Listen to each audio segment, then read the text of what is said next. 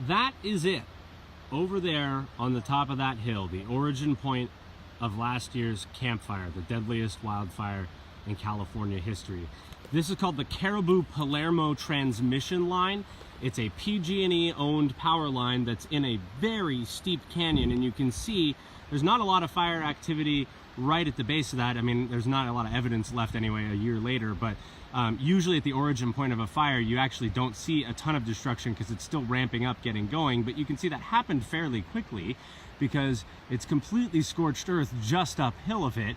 And just beyond that ridge is Concow, Magalia, Paradise, all of the communities that burned up in the campfire about 8 miles away from here.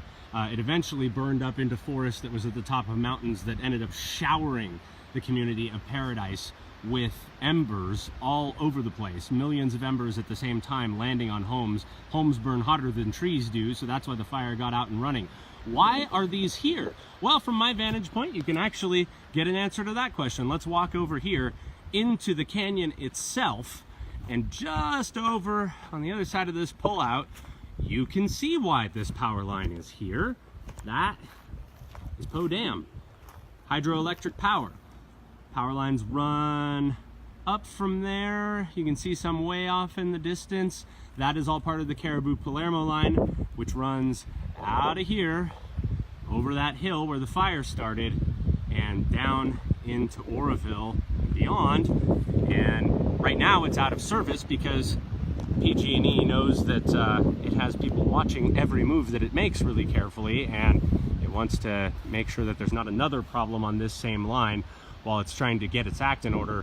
Right now, PG&E is under court monitoring because of 6 federal felonies that it committed, and the judge has a monitor embedded within PG&E who's supposed to be out doing surprise inspections. We're trying to learn all we can about how many inspectors they have. The state of California only has 12 inspectors to double check PG&E's work in Northern California, but they're really not just assigned to PG&E, they're assigned to all the utilities.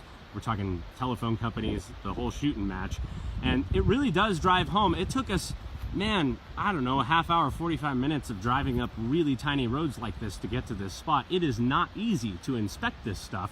And we're talking about a tiny jumper cable that failed all the way up. I'm going to use my finger on that little tower. You can kind of see that little tower at the top of it. There are tiny cables that just reverse the order of those 3 power lines that run onto each tower. They're called jumper cables. And the little arm holding that is what failed in the wind. There was a hook involved in keeping it the way it needed to be.